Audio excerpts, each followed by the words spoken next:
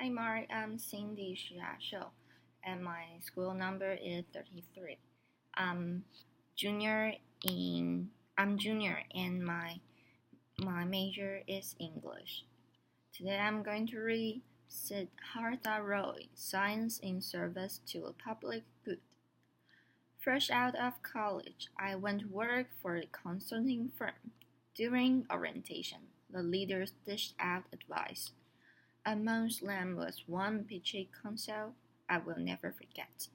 He taught us, be easy to manage. Considering how naive I really was at that time, I took his advice to heart. I told myself, yes, I will be the ultimate team player. I will do everything I'm taught. I will be easy to manage. It wasn't until I arrived in graduate school and witnessed firsthand the criminal actions of scientists and engineers in the water crisis in Flint, Michigan that I realized how dangerous and yet surprisingly common this line of thinking really is. Make no mistake, the Flint water crisis is one of the most egregious environmental injustices of our time. For over 18 months, 100,000 residents, including thousands of young children, were exposed to contaminated drinking water with high levels of lead. Lead is a potent neurotoxin which causes cognitive and developmental disabilities and is especially harmful to growing fetuses and young children. We've known about its danger since the Roman Empire. Amongst a whole host of health issues, 12 people died by contracting Legionnaire's disease. Flint's water infrastructure, the complex network of underground pipes, has been severely damaged. And while the water quality is slowly improving and the pipes are being replaced now, more than 2 years later, the water is still not safe to drink. So people are still in shock. They ask themselves, how could this have happened? The short answer is, the crisis began when an emergency manager, appointed by Michigan's governor, decided to switch their water source to a local river to save money. But it continued for so long because scientists and engineers at government agencies in the state of Michigan and in the federal government did not follow federal regulations for treating the water right. What was more, they actively cheated on the law and orchestrated cover-ups. They ridiculed residents asking for help, while publicly insisting that the brown, smelly water coming out of the tap was safe to drink. The system at local, state, and federal levels completely failed to protect our most vulnerable, and an entire population was left to fend for itself. Now, amidst this injustice, Flint residents were rallying together. Amongst them were some amazing women of Flint, mothers concerned about their kids, who came together forming many grassroots collections, and these groups started protesting and demanding change. The group also reached out to outside scientists for help, and a few responded. Amongst them was a guy named Miguel del Toro, a water expert at the US EPA, the Environmental Protection Agency, who actually wrote a scientific memo and sent it to the state of Michigan and the federal government to bring their attention to this problem. He was characterized a rude employee and silenced. In collaboration with Flint residents, our research team here at Tech, of students and scientists led by Professor Mark Edwards, conducted citywide testing to prove that Flint's water was indeed contaminated, even toxic in some homes. We substantiated what Flint had been screaming for months and put it on the internet for the world to see. Now, when I was getting involved, when I said yes to this, I had no idea what I was getting into. But every second of Liz's journey has been totally worth it. Liz was science in service to the public. This is what I came to graduate school for, and this is how I would rather spend my life. And so this coalition, this unlikely collection of citizens, pastors, journalists, and scientists came together to uncover the truth using science, advocacy, and activism. A local pediatrician figured out that the incidences of childhood lead poisoning had indeed doubled in Flint during the crisis, and the state of Michigan was forced to acknowledge the problem and take steps to correct it. This group and many others got Flint's kids protected. A few months later, President Obama came in and declared a federal emergency, and now Flint is getting more than $600 million in healthcare, nutrition, education, and overhauling their water infrastructure. However, the arrogance and the careless disregard for public health shown by scientists and engineers and these government agencies is beyond belief. These unhealthy cultures that are festering in these groups, where the focus is on meeting regulations and checking boxes as opposed to protecting public health, is just appalling. Just consider this email that an EPA employee wrote, where she goes, "I'm not sure Flint is a community we want to go out on a limb for. The dehumanization was an entire population could not be more obvious." Now, contrast that to the first canon of engineering, which, in my opinion, should be the first law of humanity. To hold paramount the health, safety, and welfare of the public, above all else, this is the Hippocratic oath we've rarely acknowledged, let alone embraced. And so, when scientists and engineers, very much like medical doctors, screw up, people can get hurt, even die. If our professionals and even students fail to get that, society pays a huge price. Buried deep in history lies a character I deeply admire, an engineer named Peter Pelchinsky. He lived in the time of the Soviet Union, and Pelchinsky repeatedly got in trouble for his radical honesty and willingness to point out major flaws in the Soviets' mindless pursuit of rapid industrialization. Everyone was expected to follow orders coming from the top. Anyone asking questions or offering feedback was unwelcome. The Soviets had created the largest army of engineers the world had ever seen, and yet most of them were mere cogs in a gigantic machine heading for doom. Pelchinsky, on the other hand, implored engineers to look at the economic, political, and social consequences of their actions.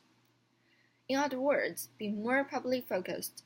His fearless voice of reason was seen as a threat to the political establishment, and Joseph Stalin had him executed in 1929. Pelchinsky's view on technocrats is very different from one that is still very popular, still very common, that of a dispassionate researcher working in his ivory tower lab, or a nerdy engineer working in his cubicle. Brilliant, no doubt. Yet somehow cut off from the world, shows little emotion, kind of like Spock from Star Trek, this guy. Laughter. Let's try and do the Spock salute. I don't think I'll succeed. See, I can be Spock. Thank goodness I can be Spock. Laughter. I was reminded of this distinction because a recent article came out in a very reputed scientific journal, which kind of characterized characterize our film work as driven by youthful idealism and Hollywood's dramatic sensibilities.